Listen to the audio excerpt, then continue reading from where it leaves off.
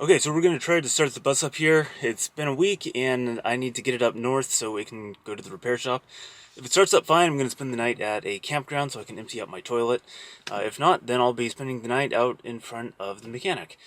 So we'll see how it starts cold. I suspect it'll start just fine. It's 65 degrees and sunny here today, so we'll see if it works. It should be just ideal conditions.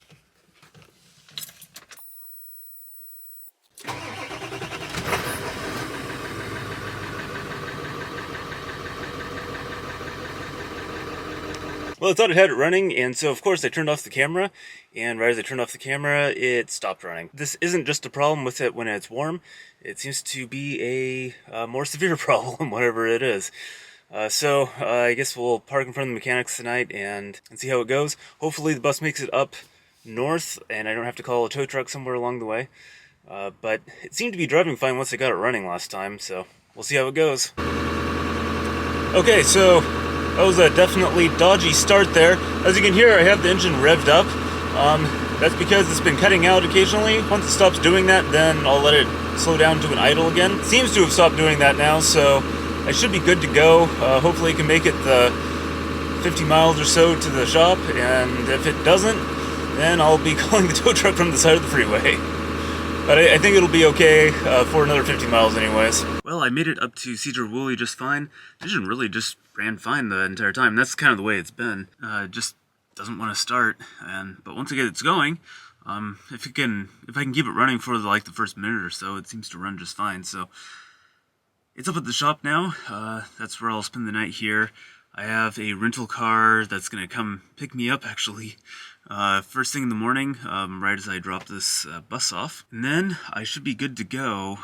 So I'll be back to car life in a rental car, and hopefully it won't be too long. And we'll find out probably tomorrow exactly what's wrong with it. I'm sure these guys will be able to diagnose this pretty quick. So I'll see you tomorrow. I'm just gonna make some supper, get things cleaned up in here as best as I can. And then tomorrow will be another adventure.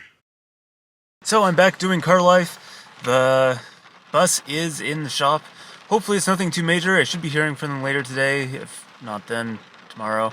But they didn't seem too busy, so probably later today I'll hear something back from them, and I can decide what I want to do from there and figure out exactly how long this is going to take.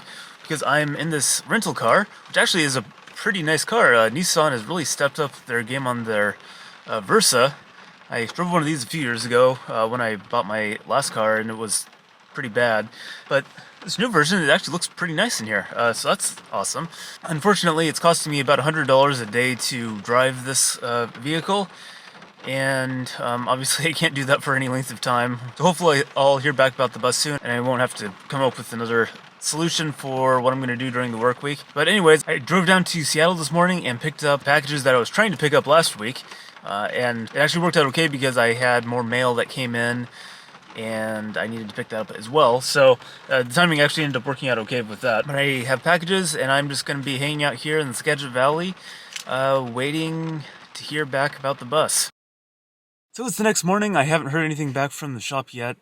They don't usually call me the first day unless it's something really minor. So hopefully I'll hear back from them today.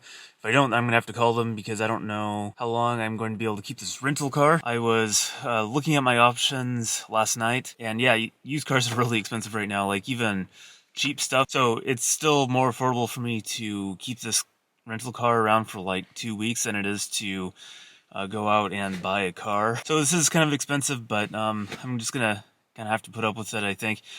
Hopefully it won't take them a month this time to sort out whatever's wrong with the bus, because sleeping in this car isn't ideal. At least with my other car I could sleep in the back, but the back seats back there, they fold down, but the backrest isn't solid. You can feel just wire mesh basically that's holding up the fabric on the backs of the seats, so you can't really put any pressure on it, and it's not flat at all.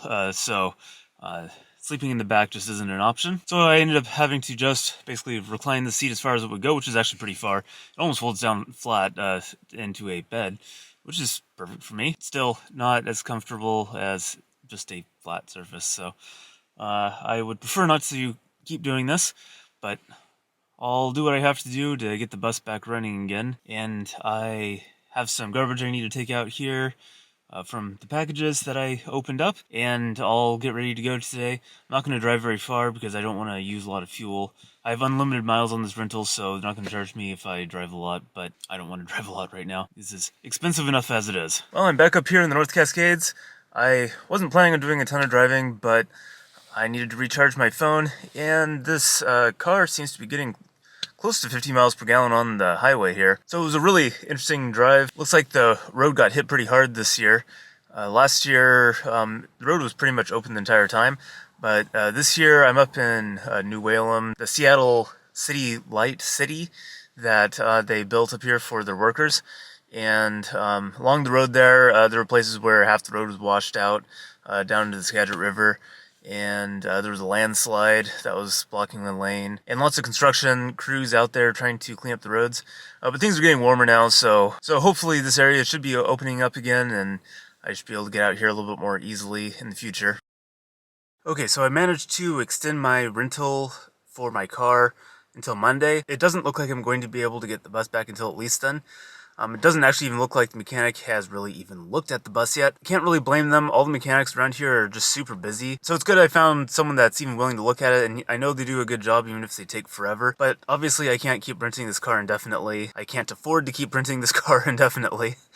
So what I'm going to do is, if the bus doesn't get done tomorrow, which is a Friday, so they will be in theory working on it tomorrow, or at least they'll have the opportunity to work on it tomorrow maybe, then I'm going to be doing some car shopping over the weekend because this isn't really a sustainable way of doing things. So I've been looking at the last couple of days at my different options, and I think I found something that will work. That's actually reasonably priced as well. Is it what it says it is in the listing? I don't think there's going to be a lot of competition trying to buy it, unlike most cars that are out there on the road. It just seems like everything's just so overpriced, and I have a really limited budget, and I don't want to take on tons of debt to buy a different vehicle or a second vehicle. I think I have a plan that'll work, but it's going to take a couple of days to really sort out. I'll cross my fingers and let's hope my bus gets done tomorrow, but I'm not going to hold my breath. I think I have a really solid plan if it doesn't get done. The shop did look really busy when I drove by it earlier today, so they are probably busier than I originally thought. I was actually looking back at my records, and last time, this time of year, I also had major repairs to the bus, and I think this was the time where I was without the bus for about a month. It seems like if you're doing van life while you're working a normal 9 to 5, you really kind of have to have a backup vehicle or some solid backup plan. I did look into renting an apartment close to work or something, and I just can't justify those prices. I mean, it would be close to half my income just to rent anything in that area, and I'm not willing to do that, and I'm not willing to make a year-long commitment to a lease, so that's not going to happen. I also was thinking, have been kind of missing boat life, even though I only did that for a very short amount of time. There's totally sailboats that I could buy that would be ready to go. The only issue is the liveaboard moorage situation on the West Sound has gotten even worse. The city where I work out of has a really big marina that used to actively try to find liveaboards, and the local regulations, mostly the city council, put an end to that basically, and now they're not even accepting any liveaboard applications, so you can't even be put on a wait list like you can in other places on the west side of the Sound. And there's a whole other variety of reasons for that, but I was thinking that would be the perfect solution, but it's just not going to work. I was also thinking, maybe I could use it as a backup, and at most I could stay at the marina would be 2 weeks, and that may not be enough. I still have the storage unit that has all this extra space in it, and I think having a backup vehicle is probably going to be a good thing. But of course, this time I'm going to buy something that's actually in my price range, unlike my last car, which was just emptying my bank account really fast. So this is going to be a lot cheaper, the insurance is going to be way less, and it may not be the most reliable thing, but it should be good enough. And I'm hoping that at least one of the vehicles is going to be working at a time. So we'll see how this strategy goes. I haven't heard any more news today about the bus, so I'm just going to go to the campsite, and I'm going to be back at work tomorrow. So let me know in the comments down below what you guys think I should do when I take the bus in for maintenance. It's just been a real problem for me every time I've taken it in, and now that I don't have a backup car, it's a lot worse. So it's got to be a good way of dealing with this. So let me know what you think.